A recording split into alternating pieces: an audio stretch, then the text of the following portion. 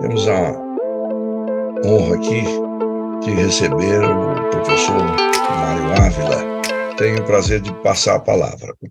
Obrigado, Mota. Obrigado a todos. Saudar na pessoa da Vivi aqui todos os companheiros do Clube 5 de Dezembro, do Rotary.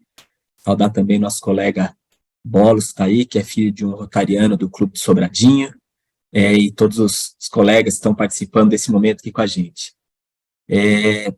Escrever um currículo é fácil, viu, Mota? Difícil depois é fazer tudo que está escrito ali. Então, isso aí é obra do Chico, tá? A gente prefere ser mais humilde e dizer que a gente está aqui junto com muita gente, construindo e trabalhando, assim como vocês fazem aí no Rotary, numa perspectiva de tentar discutir e trazer temas relevantes para o dia a dia. Eu vou compartilhar rapidamente minha tela aqui, para a gente poder começar a nossa conversa. E qual que é a nossa perspectiva? A ideia é que a gente fale rapidamente, a partir desse lugar que eu me encontro, que é esse Centro de Gestão para Agricultura Familiar e Inovação, um pouco do que a gente vem fazendo, conclamar os colegas do Rotary para se envolver nessas iniciativas e também apontar um pouco dos caminhos que a gente vem discutindo. Na verdade, o grande problema que a gente tem hoje, quando a gente fala de segurança alimentar e a questão de problemáticas públicas no Brasil como um todo, e não é diferente no Distrito Federal e aqui no entorno, são problemas que a gente, em grande medida aqui, por vários aspectos, a gente não enfrenta, né? Pobreza, fome, obesidade, mas que grande parte do Brasil passa por esses problemas, e essa pobreza ela está aí registrada nos mais recentes estudos, né? A gente tem aí muita sinalização desse problema. O problema da fome é um problema que o governo federal botou na sua agenda novamente, a questão da desigualdade, que é a superação justamente dessa pobreza. E no Brasil, a gente tem aí uma parcela significativa de pessoas em insegurança alimentar, 125 milhões, praticamente metade da população brasileira, insegurança alimentar grave, aquela que as pessoas não têm perspectiva de comer pelo menos uma das refeições ao dia, cerca de 33 milhões de pessoas. A pobreza atinge pessoas abaixo da linha de pobreza, que é um número já bastante pobre do ponto de vista da gente citar números, né? 62 milhões de pessoas e 18 milhões de pessoas estão na extrema pobreza. Isso talvez seja até um número conservador, porque nós estamos falando de 2021, depois nós já temos aí dados a pandemia e os problemas econômicos que a gente enfrentou, talvez esse número já esteja maior. E também a questão da obesidade, que é um problema paradoxal, né? Um país que produz comida em tese para alimentar o mundo inteiro, você ter fome, você ter obesidade. Nós temos hoje somente entre adolescentes, cerca de 12% dos adolescentes do Brasil são obesos. E cerca de 41 milhões de brasileiros são obesos ao longo da distribuição aí no país como um todo. E todos esses dados que eu estou falando para vocês, obesidade, fome, pobreza, ele tem endereço. Ele está no meio rural, ele está entre as mulheres, nas mulheres pretas e aquelas com filhos. Então, saber desse endereço, saber que a gente tem condições, em alguma medida, de olhar para isso a partir dos trabalhos que a universidade faz, que nós, enquanto cidadãos, podemos fazer, e não fazer seria algo que não caberia nessa conversa aqui, com pessoas que a gente sabe que são comprometidas com vários enfrentamentos a esses problemas. Então, a ideia de discutir um pouco essa problemática no Distrito Federal e em torno, a gente vai, obviamente, apontar um caminho que a gente está trabalhando aqui, tem várias pessoas trabalhando nessas temáticas. Eu não sou um especialista em fome, eu não sou um especialista em pobreza e nem sou um especialista em obesidade, mas a gente tem, a partir de uma perspectiva sistêmica, que a gente sabe que a fome é multidimensional, a pobreza é multidimensional, a obesidade é um problema sistêmico, combinado aí das diversas crises que a gente tem no país e no planeta, a gente tem condições de apontar para alguns lugares onde essas soluções podem ser discutidas. E é sobre isso que nós vamos falar um pouco, tá?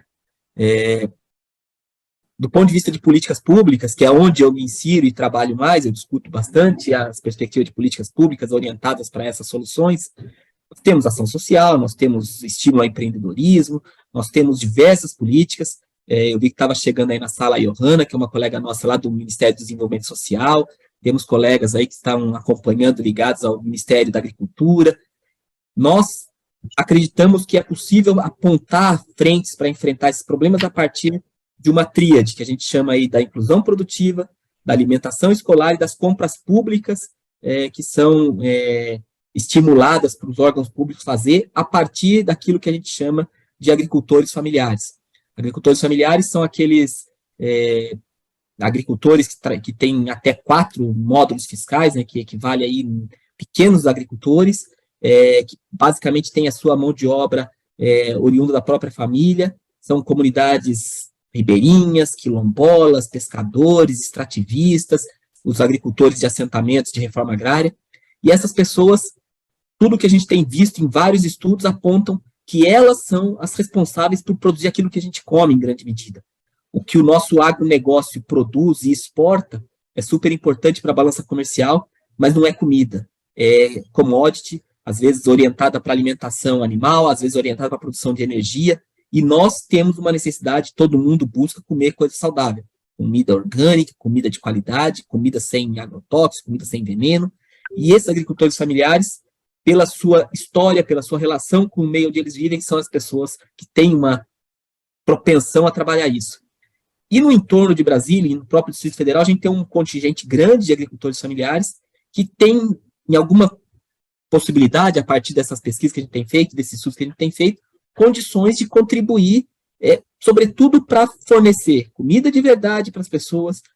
Não raro a gente participa aqui de grupos de compras de agricultores, as CSA, são as chamadas comunidades que sustentam a agricultura, várias feiras de produtos orgânicos, aí no Distrito Federal tem várias feiras agroecológicas de produtos orgânicos, só que nos últimos 6 anos essa categoria ficou bastante prejudicada, porque os programas que eram programas que garantiam renda para eles, programas como as compras públicas, o próprio programa de alimentação escolar, que passa aí pela compra dos alimentos a partir das escolas para alimentar os estudantes, esses programas foram, em alguma medida, descontinuados ou tiveram processos de erosão de orçamento, coisa dessa natureza. E todo mundo diz sempre o seguinte, não dá para a gente trabalhar com essas pessoas apenas fazendo assistência social, então tem que pensar em fazer a inclusão produtiva deles. E aí tem também muitas iniciativas numa perspectiva de inseri-los em mercados, inserir em condições de assegurar renda para suas próprias famílias. O programa que a gente criou aqui tem um conjunto de forças trabalhando junto com a gente, já fica o convite para o Rotary se somar a essa iniciativa, a gente chamou de Ação RID-SAN, RID pela Região Integrada de Desenvolvimento Econômico do Distrito Federal, SAN de Segurança Alimentar e Nutricional, e a gente resolveu colocar o mais ali depois do DF, porque de fato ele está além da RID, ele tem alguns municípios, pelas facilidades que a gente tinha de colegas, de interesses aí de pesquisadores, em ampliar isso em algumas localidades.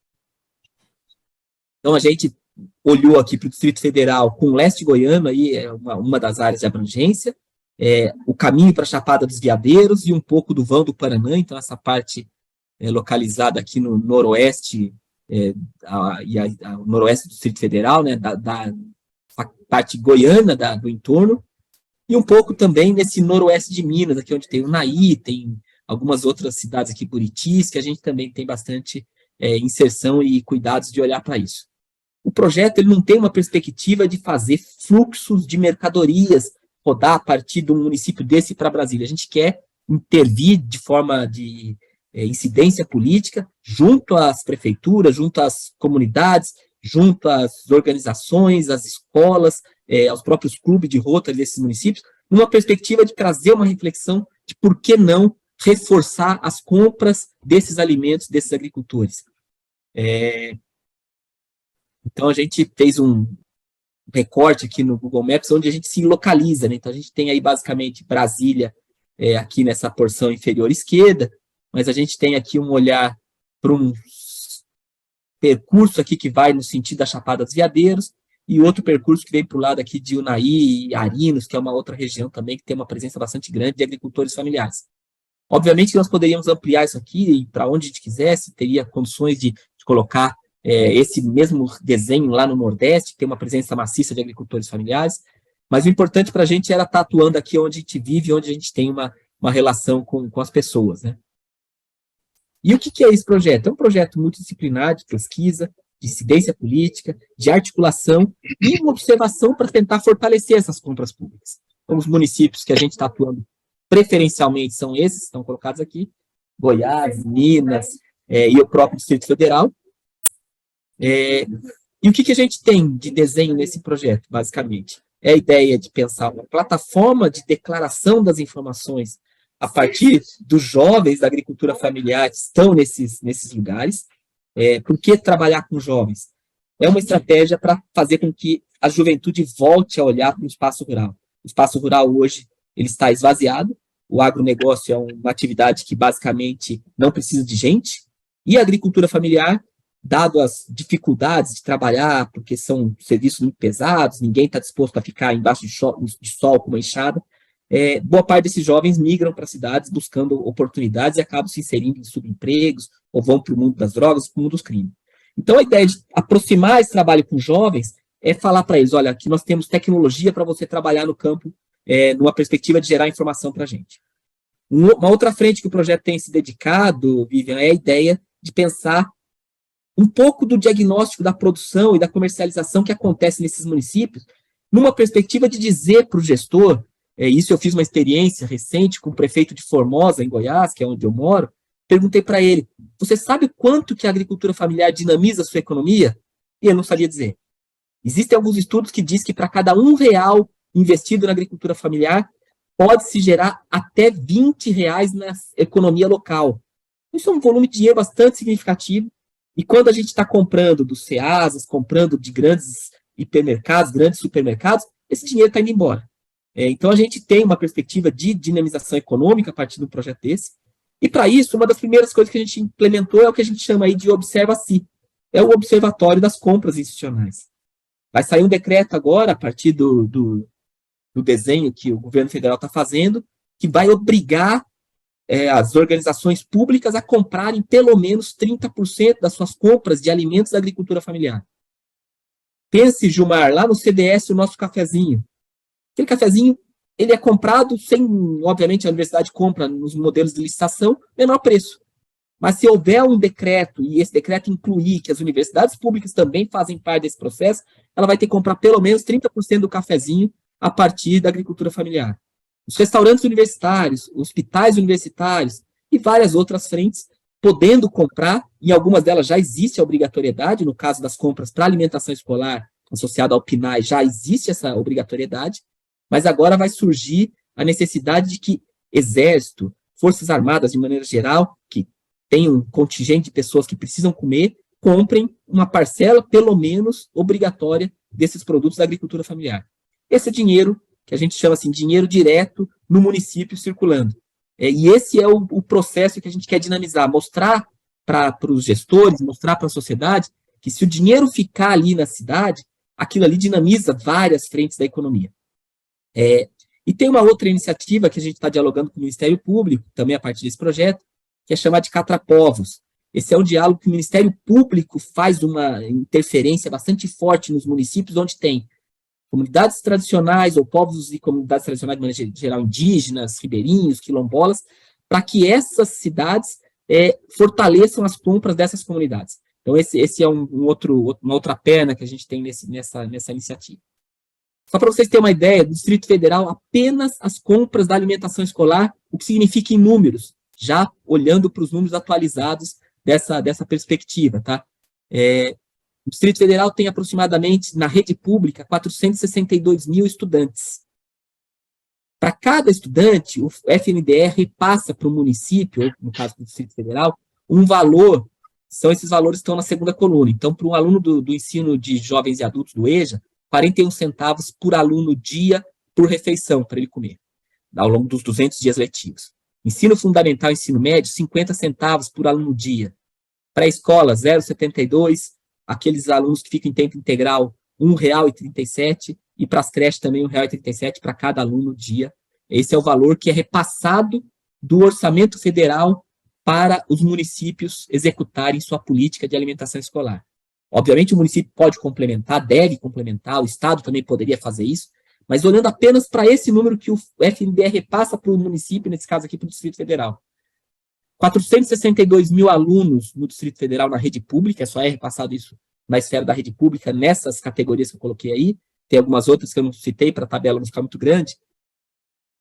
estima-se que isso vai colocar dentro do Distrito Federal, ao longo de um ano, 61 milhões.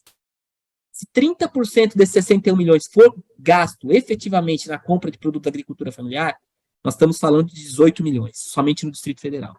E aí, quando a gente vai para os municípios, a gente faz o mesmo cálculo, dá para ter uma ideia do quanto que é de dinheiro que está chegando ali. Não é dinheiro novo, o prefeito não precisa gerar um dinheiro novo. A sociedade recebe aquele recurso repassado pela União para comprar produtos da sua agricultura. Se ele não compra, pela lei, ele pode sair do nível municipal, ir para o nível regional, ampliar isso para o nível estadual, e pode até não comprar justificando, olha, não tem oferta, falta a organização da oferta, o agricultor não está aqui para me entregar. Mas, se há uma pressão e se há uma responsabilização do gestor, obviamente, ele compra. O que ele pede, geralmente, para a gente aqui na universidade? Poxa, mas a gente não sabe os caminhos. Então, a gente está pensando cursos de formação para os gestores de como fazer compras. A oferta está desorganizada. Os professores de economia que me corrijam, mas eu não acredito que oferta que estimula a demanda, é a demanda que estimula a oferta. Então, se tiver uma demanda posta, olha, o município precisa comprar, o Estado precisa comprar, a organização dos produtores vai acontecer. Isso acontece, obviamente, em vários setores da economia.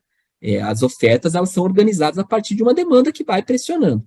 Então, havendo a disponibilização do recurso, e está posto isso já, o do PNAE já é dado, e agora vem com o PA institucional, que é esse compras públicas institucionais, os outros órgãos. Então, a gente vai expandir esse número aqui para exército, hospitais públicos, restaurantes universitários, institutos federais, as próprias administrações públicas dos diversos entes federativos vão ter obrigatoriedade de comprar uma parcela desses alimentos, dessa agricultura.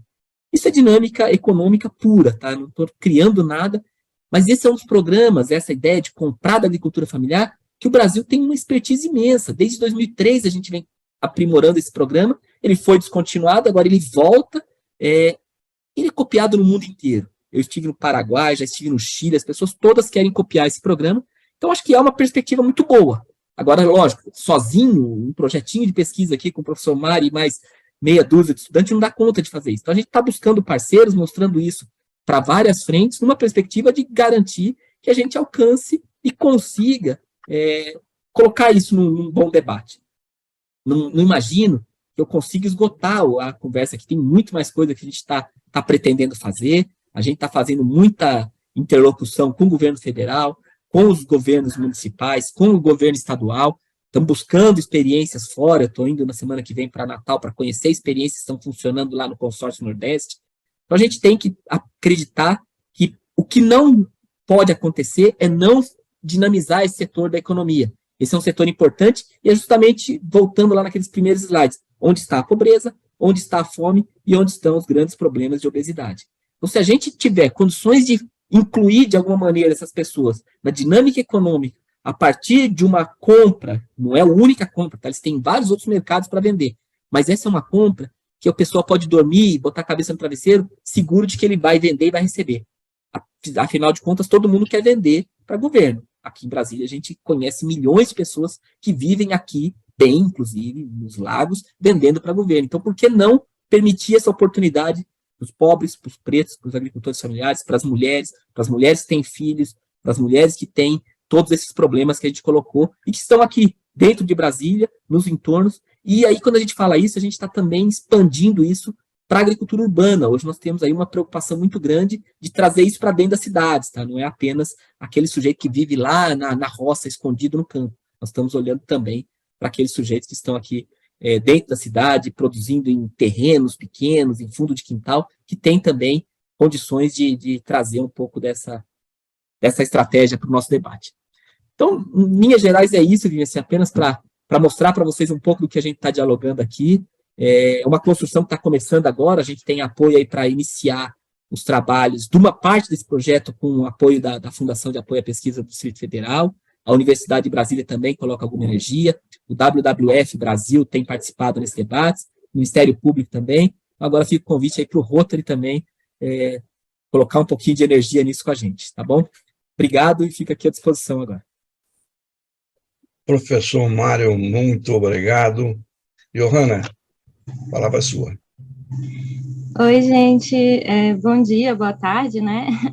Eu, na verdade, estou aqui porque eu vi o chamado no Instagram, né, e eu venho acompanhando de perto, e, na verdade, até participando de um dos projetos do SEGAF, que foi o projeto Monitora, e aí também acabei de concluir um mestrado no CDS, e eu sou servidora do Ministério do Desenvolvimento Social e atuo com um programa que é voltado para a agricultura familiar, especialmente para a pobreza. Só me apresentando rapidinho, mas eu achei muito boa a fala do Mário, né, e aí eu queria colocar dois questionamentos. Um é que eu acredito que é muito importante, né, que a gente levante elementos que demonstrem como medidas de combate à fome têm impactos positivos também na macroeconomia, né? Então, eu queria saber se dos estudos que o professor menciona, né, em relação ao que R$ 1 investido na agricultura familiar voltam em R$ 20 para a economia local, né? Se você puder citar quais são os estudos. E a segunda questão é em relação o ponto que você mencionou também de que o PA, nosso PA, que vai voltar aos nomes antigos, né, o Bolsa, né, também, enfim, você mencionou assim, né, que Paraguai e alguns países têm copiado o nosso modelo, aí eu queria saber, assim, também um pouquinho mais, outros países, você puder mencionar em mais detalhe, né, ou dar mais exemplos, então, essas são as minhas duas perguntas. Agradeço a oportunidade. Joia, Johanna, obrigado pela presença, feliz em te rever aqui. Temos muito a conversar. Na verdade, vou começar pelo fim, tá? Paraguai, Equador, El Salvador, Colômbia, Uruguai, Argentina, todos esses países, em alguma medida, Haiti, já copiaram programas do Brasil. O Brasil teve um momento aí de fazer muita exportação de políticas dessa natureza. Tem um livro que a gente participou, organizado pela Rede de Políticas Públicas da América Latina, coordenado pelo professor Eric Saborran, que traz todos esses elementos. Depois eu te compartilho ele é um PDF público já. Então, tem as experiências de vários países da América Latina que PA, PNAE, Programa de Desenvolvimento Territorial, foram os 3 programas bastante disseminados pelo Brasil nesses países. Claro que muitas adequações, muitos ajustes aí para as realidades locais, mas todos eles com características semelhantes. Na África também, alguns países já têm PAA funcionando. Então, são programas que têm trazido bastante sucesso. Sobre os estudos, tem 2 frentes, tá? Tem uma professora da Federal do Rio de Janeiro que fala que é da ordem de 1 para 7. E tem um estudo feito no Pará, que eu vi ele ontem, eu vou localizá-lo novamente, vou te mandar, que cita esse número entre 20 e 27. Eu não olhei com detalhes a metodologia de estudo, mas acho que vale a pena até a gente deixar aqui o convite para os nossos colegas professores aí da UPS, estão aí também, que podem, em algum momento, se debruçar sobre esses estudos. É uma matriz de insumo-produto e rastrear um pouco da onde o dinheiro fica e como fica, né? Então, é um convite bastante importante. A gente tem alguma coisa feita disso, sobretudo para o agronegócio, numa perspectiva de dar ênfase, né, ao tamanho que o agronegócio representa na balança comercial, mas nas dinâmicas econômicas são poucos estudos. Mas esses aí acho que são importantes para a gente olhar para eles e dar um pouco mais de lupa, né, entender de fato como é que foram feitos. Confesso que eu não tenho os elementos para dizer se eles são os melhores estudos, mas dessa professora do Rio de Janeiro eu já conheço há mais tempo e são estudos bastante sérios. Esse outro a gente precisa aprofundar. Mas, de toda forma, são números que precisam ser aprofundados e compreendidos, talvez até rediscutidos, né? Mas é nessa linha. Companheiro Gilmar. Obrigado, companheiro Mota.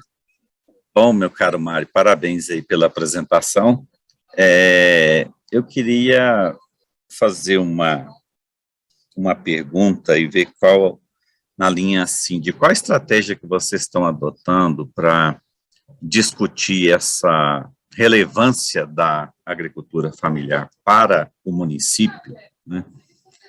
Porque o que acontece? Quando a gente fala dos números da agricultura familiar, o pessoal quer confrontar com os números globais do nosso agro em alta escala, né? Em grande escala.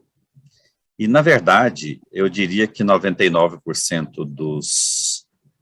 99% acho que eu estou exagerando, mas 95% dos municípios brasileiros são todos doadores de recursos para o agronegócio de grande escala. Por exemplo, o DF talvez seja um dos maiores contribuintes per capita para o agro no Brasil inteiro. Por quê?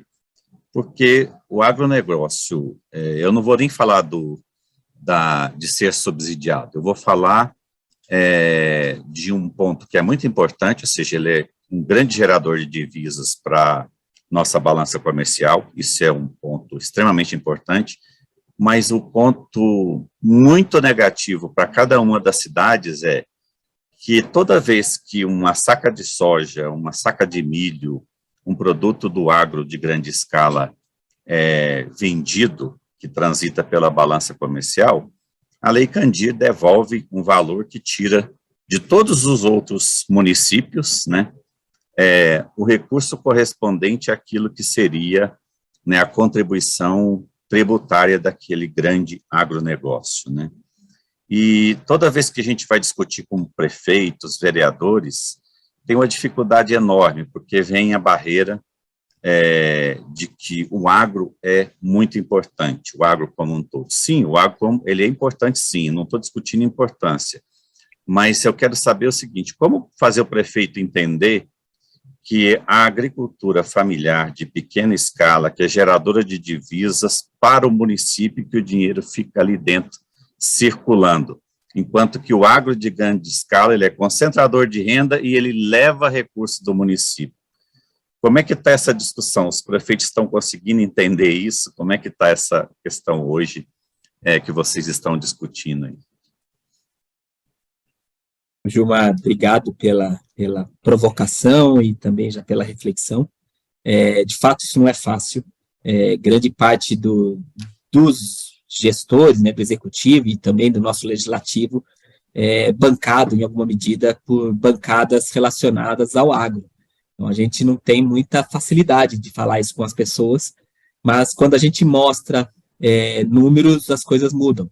Não sei se você lembra quando o José Serra resolveu enfrentar a indústria do cigarro no Brasil, e o principal número que ele usava era o tanto que ele arrecadava frente ao tanto que ele gastava no serviço de saúde. Ele era secretário de saúde do governo Fernando Henrique e resolveu, em total, campanhas bastante sérias contra o cigarro no Brasil, e de lá para cá nós tivemos muita mudança, realmente, no comportamento com o uso do cigarro. E eu acho que isso passa pela agricultura familiar e pelos produtos do agro. Hoje já tem muitos estudos, Fiocruz, várias organizações mostrando o tamanho dos problemas de saúde gerado, uma correlação imensa entre agroquímicos e câncer, uma correlação imensa entre expansão de monoculturas e queimadas e desastres climáticos. Então, as contas estão batendo na porta. É óbvio que a gente não consegue, num primeiro momento, apresentar todos esses números para o gestor, mas a gente consegue mostrar para ele o tamanho da fila do hospital, o tamanho do problema que é a escola ali do lado da casa dele, que fica sem uma comida de qualidade, e depois ele vê na rua, ele vê andar num carro blindado. Então, a gente tem que fazer esse trabalho de convencimento. Nós estamos montando estratégias para aproximar, mas a primeira delas que a gente está montando é a criação de dossiê dos municípios. Então, a gente faz um dossiê apontando para o município qual é o potencial de geração de dinheiro que a agricultura familiar tem, sem precisar de dinheiro novo. Eu não estou chegando para o prefeito e vou mostrar para ele, olha, você precisa gastar dinheiro novo. Não, o dinheiro já existe. Esse dinheiro você é obrigado a gastar. Então, esse é o primeiro aspecto que a gente tem feito. Construir dossiês para mostrar o poder de apostar nesse negócio. Geralmente, o argumento dos gestores, e a gente, retomando a pergunta da Johanna, a gente ouviu isso lá no Paraguai. O cara falou assim, mas me dá mais trabalho, eu tenho que administrar 4.000, 5.000 contratos. Antes era com uma empresa só que eu comprava tudo. Ok, do ponto de vista de trabalho, às vezes aumenta o trabalho para o gestor, mas o gestor público é isso, é gestor público, né? Ele trabalha para a nossa sociedade. Então, a gente tem que levar esse debate, mas tem que mostrar. Isso não dá para só fazer o debate de confrontação com o agro. Eu nem discuto mais o agro, já cansei de discutir esse outro setor. Eu discuto a potencialidade que tem da agricultura familiar nessa dinâmica integrada, né? Do ponto de vista ambiental, do ponto de vista de paisagem, do ponto de vista de água, do ponto de vista de comida de qualidade. E aí, principal porta de entrada para convencimento é trazer o jovem para o nosso lado. Sem ele, a gente não vai conseguir, porque as outras estruturas estão bastante já carcomidas nessa estratégia. Parece-me que a nossa presidente também quer falar. Bom, eu queria fazer um breve comentário e uma pergunta. Eu fiquei muito impressionada com alguns dados que eu vi aqui hoje, né? Eu tive a oportunidade de, há 10 anos atrás, trabalhar num projeto de desenvolvimento local no interior de Minas, e dentre as frentes era do desenvolvimento de agricultura agroecológica, né? Agroecologia.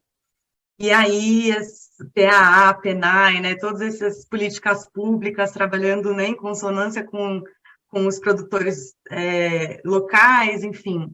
E de fato, a gente conseguia ver o movimento da economia local numa cidadezinha que era de 5 mil habitantes, então a gente conseguia, de fato, ver aquilo, né, acontecendo. E me espantou esse número, né, que a cada R$1 consumido, a gente tem o retorno de R$20 na economia local. E aí me veio uma questão. A gente está falando de políticas públicas que têm um alcance em larga escala, né, para que a gente consiga agregar cada vez mais produtores, né, e impulsionar essa economia, mas aqui a gente tem alguns companheiros que são empresários, outros que são servidores ou acadêmicos, enfim, autônomos. O consumo daquela pessoa física ou jurídica, né, sendo empresário ali, desses produtos, ele também tem esse impacto, ou porque nós temos acesso a essas feiras, né? Eu, inclusive, todo sábado vou em uma feira dessa, mas com esse dado eu vou passar a consumir até mais, pensar 2 vezes antes de comprar no mercado, mas o impacto nosso, né, do indivíduo, ele também é significativo a ponto, né, da gente estimular campanhas para, enfim, fomentar esse consumo? Sem dúvida, é dinheiro que fica na cidade. Se você olhar para a dinâmica, é muito fácil de entender, né? Você compra do agricultor na feira, ele sai dali, passa num armazém e compra um insumo para levar, ele compra material escolar para o filho dele ali na própria cidade. Diferente de quando você compra de um hipermercado, que esse dinheiro vai embora, é um investidor, às vezes, externo, você nem sabe para onde está indo. Então, é óbvio, isso é uma dinâmica econômica muito necessária, que passa por essa lógica da agricultura familiar. Mas a gente não pode esquecer que 88% do Brasil hoje é urbanizado. Então, a gente está falando aqui de algo que está ligado ao campo, mas a gente tem que conversar com o consumidor urbano. Não adianta eu ficar tentando discutir com os 12% que estão na roça, que são da zona rural. Eu tenho que conversar com quem está no meio urbano. Então, é o meu colega que está na academia, que quer ficar malhado, estética, cosméticos. Esse sujeito, ele precisa se posicionar e comer com uma comida de qualidade. Esses movimentos na Europa são extremamente fortes. A Colômbia está criando um plano de desenvolvimento onde o consumidor é central. Então, a gente tem que começar a dialogar não só eu estou falando do trabalho com as organizações do campo, mas eu estou preocupado com o consumidor urbano.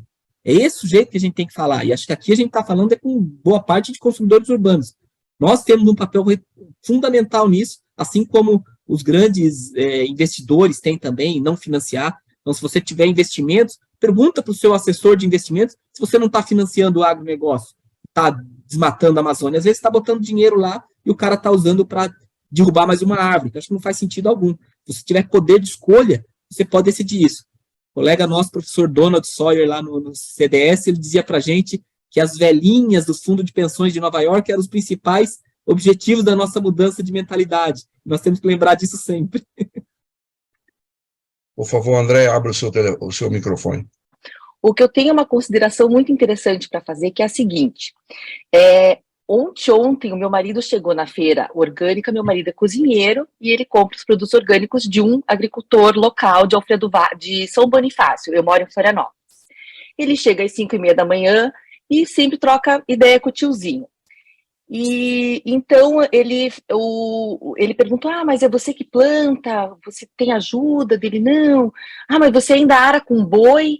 Ele falou assim, não, puxa vida, que saudade dos meus boizinhos, que saudades de ouvir aquele barulho da roda girando enquanto eu trabalhava com eles de manhã, porque como eu tenho certificado orgânico, eu não posso mais usar boi, eu tenho que usar trator. Então, assim, os bois estão tristes também, porque eles pararam de trabalhar, e ele falou, eles trabalhavam exatamente que nem eu, né, eles gostavam daquilo, e aquilo é da minha infância, é cultural. E agora eu não posso mais. Daí meu marido perguntou, mas não é mais produtivo para você? Ele falou assim, é mais produtivo, mas eu não trocaria. Então, né, a gente fica pensando, é a proteção do animal e ao mesmo tempo o animal está agora largado, né? Não sei se não tem depressão para animal, Já virou etc. churrasco, Mas provavelmente. é uma reflexão interessante, porque você quer ajudar o agricultor local tem uma cultura, né, ancestral, na verdade, isso já está no nosso sangue, né? Tá no nosso DNA. E de repente você quer ajudar e você às vezes pode estar atrapalhando, né? A lei do orgânico deve determinar que você não possa usar animais, enfim. É só uma consideração, professor, que eu achei. Muito interessante, André, mas eu não concordo muito, não. A gente romantiza muito o meio rural e é muito difícil. Quem já esteve lá pegando numa enxada para levantar um canteiro ou fazendo uma capina de um canteiro embaixo de sol, sabe o quanto que é difícil. Imagina esses agricultores com condições geralmente muito difíceis em regiões muito áridas, como o semiárido brasileiro. Então, a gente não pode romantizar. É óbvio que, em alguns casos, isso é bacana da gente ver, mas para o agricultor, acho que se tiver a tecnologia adequada para a realidade dele, é importante. Nós todos gostamos de tecnologias que facilitem a vida, né? A grande maioria também gosta. Nesse momento, eu virtualmente, né, faço a entrega do certificado ao professor Dr. Mário, como forma de reconhecimento pela aula que ele nos deu aqui e como agradecimento do nosso clube também. É doutor em desenvolvimento sustentável, professor da Universidade de Brasília, atuando no programa de pós-graduação em meio ambiente e desenvolvimento rural. Fundador e coordenador do Centro de Gestão e Inovação para a Agricultura Familiar, CEGAF, e atualmente diretor-presidente da Rede Brasileira de Pesquisa e Gestão em Desenvolvimento Territorial, RETE. Mais ainda, nosso palestrante, nos últimos anos, coordenou pesquisas na Amazônia Legal, no Cerrado e no semiárido brasileiro, em parceria com o Ministério da Agricultura, INCRA, FIDA e organizações da sociedade civil, todas elas voltadas à avaliação, análise, monitoramento e desenvolvimento de políticas e projetos ligados ao meio ambiente, agricultura familiar, desenvolvimento e inovações para a sustentabilidade. Autor de vários artigos, livros e capítulos em parceria com pesquisadores brasileiros, franceses e latino-americanos, além de inúmeros estudantes e orientados de graduação e mestrado envolvidos em diferentes iniciativas. Nesta ocasião, vai contar sobre o mais novo projeto de pesquisa que está atuando, Ação RIDE-SAN, integrando comida e território, uma abordagem inovadora da pesquisa de campo com a plataforma de autodeclaração de informações para as compras públicas no Distrito Federal e em torno.